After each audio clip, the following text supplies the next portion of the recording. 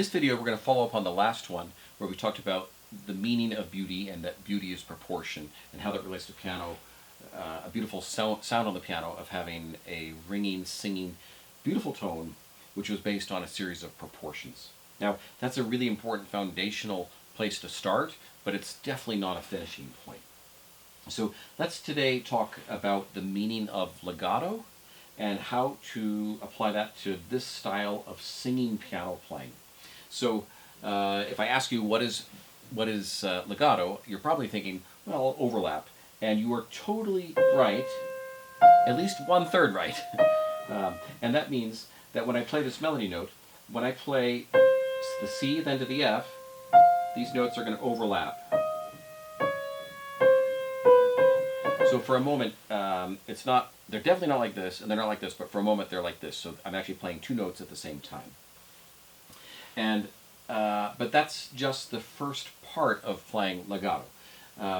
There's two other critical parts of playing legato, and the reason that we have to think so carefully about this is that this piano, this thing we spend all our time trying to make sing, is not really a native singer. It's actually a percussion instrument.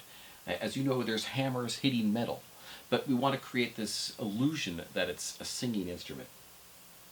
I always think that piano should accompany a lot of singers because they get this sound and they get the sense of breathing, and they get to hear some incredible repertoire and a beautiful voice at the same time.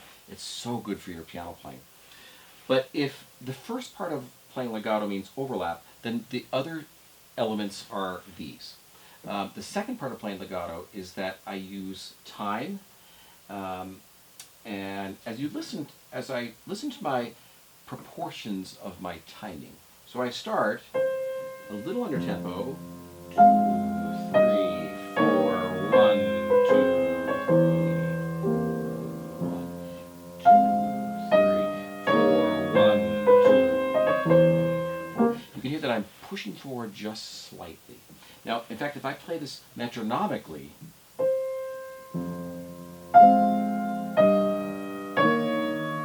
it sounds very plodding. It didn't help that I was playing it slower too, but it brings out the verticality. And there's a inherent potential problem with this melody, as beautiful as it is. There's a lot of the melody that's made of the same rhythm, of quarter note lengths. And if I have a melody that's made of the same rhythm over and over, there's a high chance it can become quickly even a little bit percussive unless I use time. And in this case, you'll notice again that I started slow and I moved forward. And at the same time, it's not necessarily noticeable. I used to live in a house that was over 100 years old. One day, my son had a marble on the oak floor, and the marble very slowly began to roll towards the wall, very slowly. And it kind of blew my eye because I had never noticed that the floor wasn't straight. Yet you wouldn't walk into the house and think, oh, this needs to be condemned, because it was all crooked. But still, it was a little bit uneven. And if you think about straight lines in nature, how many lines occur in nature that are straight? The truth is actually very few. Most are curved to some level. So the second is I use time, and I push through, and I breathe. And I get that idea from accompanying a lot of singers, how I'm going to move through a phrase and then allow them to breathe, and then I'll start again. So I've got my overlap, and then I've got my my use of time. And then the third element is use of shape. So this is also important in any melody, but when I have something that's, again, made of the same kinds of rhythmic durations over and over, I want to hide every aspect of it possibly being percussive. So I might start a little under, and then I move forward. I might start a little under in sound, then get louder, and then I get a little smaller. But it's always going to be going somewhere. It's going to be getting... So sometimes I like to ask a student, does this part get louder or softer? And I always answer myself and I say, yes, it does one of those. It has to go somewhere.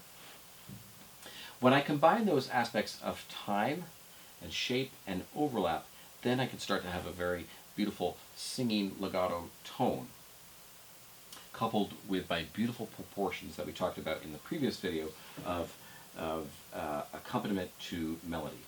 Let's listen to that again, those things.